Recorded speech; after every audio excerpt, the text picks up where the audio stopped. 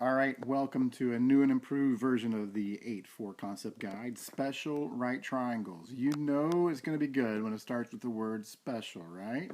Okay, before we get going, I've been exposed to some germs here today, and I'm wearing some gloves. I just taking that as precaution. I don't want any of you all to be exposed to anything that I've been exposed to as well. I'm feeling fine. I'm just taking extra precautions. I think you understand, but I just don't want you to, in case I'm contagious for some reason. Hey, the special right triangles are called 45, 45, 90s and 30, 60, 90s. There are only two of all the millions and billions of triangles that you could possibly have. Only two are deemed special, which I think is kind of unfair. I mean, all aren't all triangles special in some way, but these are the ones that get called special. There are key numbers and factors that we're going to go through. Well, by the end of this, hopefully you'll know them. But let's jump straight into this. The 30, 60, 90. We'll start with that one. You can probably see by the diagrams where this is going to head, but what thing has 30, 60, 90 triangles within them? Well, what thing have we been talking about has 60-degree triangle or 60-degree angles in it all the time? And that's called an equilateral triangle. All the angles are 60 degrees. Now, an equilateral triangle, by name, is also has all congruent sides. So all three sides congruent, all three angles congruent, they're all 60 degrees. Now, if I draw an altitude, it also becomes a median. It also becomes a perpendicular bisector. That is because this is isosceles. When you draw that altitude off of an isosceles triangle, it's also a median, meaning that that's a midpoint now. It's a perpendicular bisector. It creates the right angle. It does all the things. So what it does is it chops this equilateral triangle perfectly in half. So if I split those two halves, what do I have? Well, two congruent 30, 60, 90 triangles. What I want to emphasize here is that this piece here, this shorter side, this shorter leg we'll call it, it's half of what this full side was, right? Because those two things are congruent, so that's going to be half. All right, so we'll take that with us. So that's where this stuff comes from. There's some language we need to talk about. The hypotenuse, you should know what it is. The hypotenuse is the longest side. It's always opposite the 90-degree angle. But then there's two legs. Every right triangle has legs. And in a 30, 60, 90, we call one the short leg. Which one is it? It's the one that's opposite the 30-degree angle because opposite the smallest angle is always the smallest side. Don't go by how it looks necessarily. Make sure it's always opposite the 30-degree angle. And then the longer leg, the long leg, is the one that's opposite the 60-degree side. The long leg is not the longest side. The hypotenuse is always the longest side, but it's the longer of the two legs, short leg and long leg. So that's the terminology that we are going to be using when we're talking about 30, 60, 90 triangles. All right, now let's start doing the math. So here is a 30, 60, 90 triangle, okay? Number one, the hypotenuse is 10. Well, can we use the Pythagorean theorem here? The answer is no, we can't, because we only know one side of this right triangle. We need two sides of a right triangle to use the Pythagorean theorem. But let's think about what we just talked about. This short leg used to be half of a equilateral triangle, right? And that's what we were just saying a minute ago up above. So this 10, we can chop it in half and say that that side right there is equal to 5. Hopefully that makes some sense. If it doesn't, go listen to what we were saying when we were talking about the equilateral triangles up above. That short leg is half of the hypotenuse because we chopped our equilateral triangle in half. Now that I have two sides of this right triangle, I can now use the Pythagorean theorem to go figure out what this missing side here, the long leg, is. Let's put an x right there for the long leg and use the Pythagorean theorem. X squared plus 5 squared equals 10 squared. X squared plus 25 equals 100. Subtract x squared equals 75. Now I take the square root of both sides. X is the square root of 75, which is 3 times 5 times 5. What comes out of the radical? 5. What's inside? 3. So the long leg we just calculated using the Pythagorean theorem is 5 square root 3. Okay? There is a point to this. There's a pattern that's going to happen, but let's continue for now. What if we change the hypotenuse to 6? If the hypotenuse is 6, what is the short leg? Good, I see you over there. It's 3. Now that I have two sides, I can use the Pythagorean theorem. X squared plus 3 squared equals 6 squared. Solve, solve, solve. My goodness. X is equal to 6 square root 3. I'm sorry. No, X is equal to 3 square root 3. Hey, let's continue. The third one. This time it starts with a short leg. Well, what do we know if that's short leg? Well, the short leg is half of that hypotenuse is what we've been figuring out, so I can multiply it times 2 to get the hypotenuse. Okay, and off we go with the Pythagorean theorem. Wait, before I do you see a pattern? Do you see a pattern here?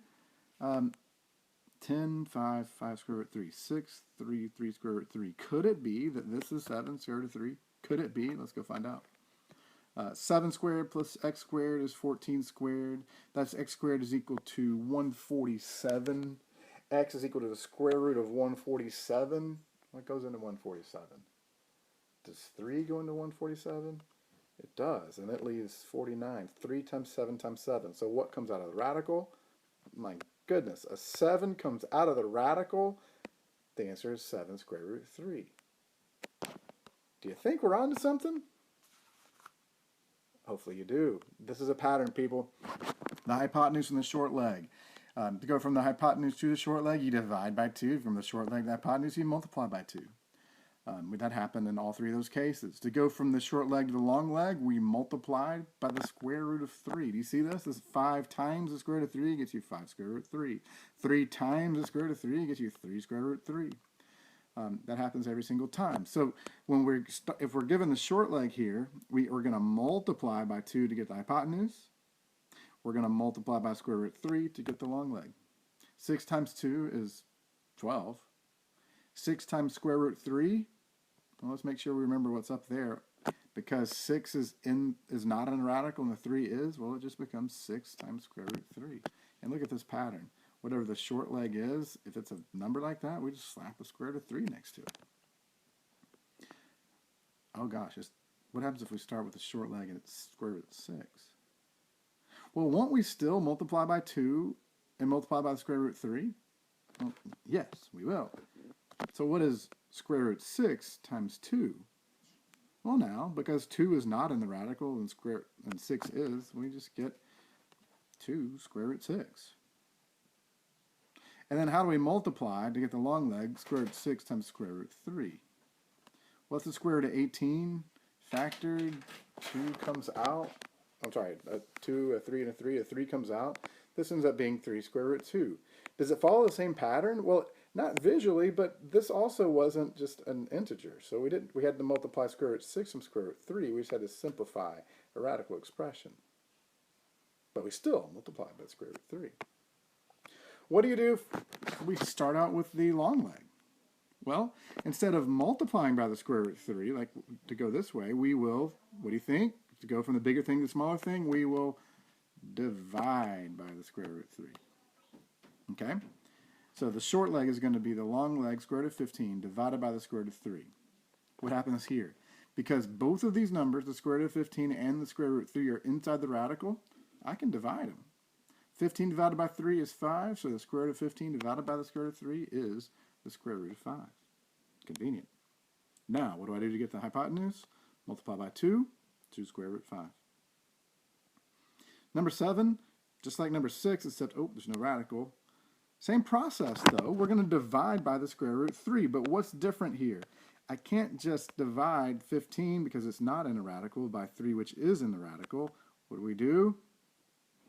That's right. Times the square root of 3 over the square root of 3. Simplify, simplify. 5 square root of 3. Multiply by 2 to get to the hypotenuse, 10 square root 5. Okay? I'm not going to do number 8 for you. Let's see what you can do on your own. But in a nutshell here, what we've just done here is that we've discovered there's 2 magic numbers. 2 connects the short leg and the hypotenuse. The square root 3 connects the short leg and the long leg. We multiply to go from the shorter side, or the smaller side, to the bigger side. And we divide to go from the bigger side to the smaller one. That happens every time you have a 30, 60, 90 triangle. All right. It only gets a little bit easier from here. If you're paying attention, don't write the square root of 7 right now. Somebody will, because they're not. All right. 45, 45, 90s. It's the same thing, but easier because, well, if you take a square and draw a diagonal, you end up with 45, 45, 90s. That shouldn't be news to you. And we split them apart, we end up with two isosceles right triangles. 45, 45, 90 right triangles. There's only two lengths. You have the leg length and the hypotenuse length. That's why this one's easier.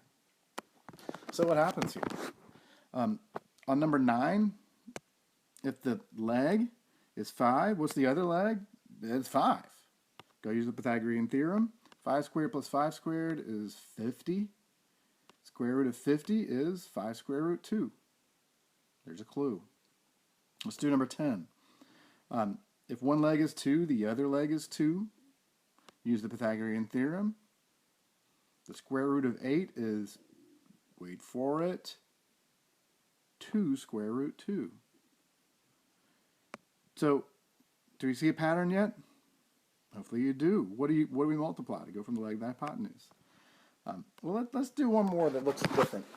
What if the leg, or the other leg, in this case, doesn't really matter, is square root 6? Well, we use the Pythagorean theorem. The square root of 6 squared plus the square root of 6 squared is x squared. 6 plus 6 is x squared. That's 12.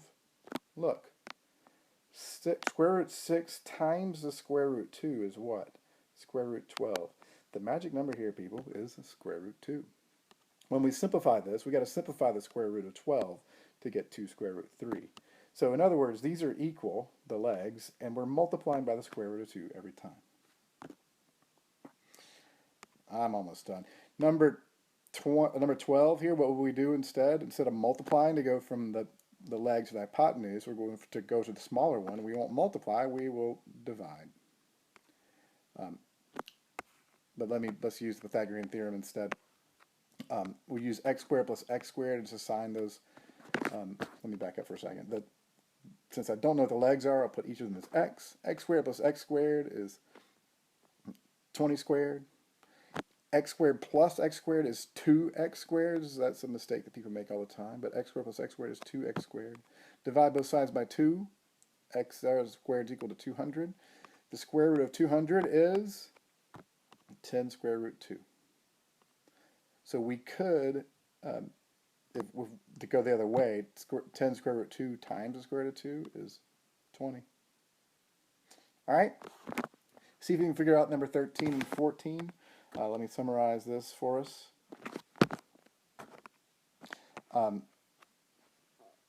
Square root 2 connects the leg to the hypotenuse in a 45, 45, 90, or an isosceles right triangle. You multiply to go from the smaller side to the bigger one. You divide to go from the bigger to the smaller. Let me invite you now to go ahead and try to use what we've learned to see if you can figure out what 15, 16, and 17 are. Have a fantastic rest of your day. Get plenty of good rest. I look forward to seeing you in class soon.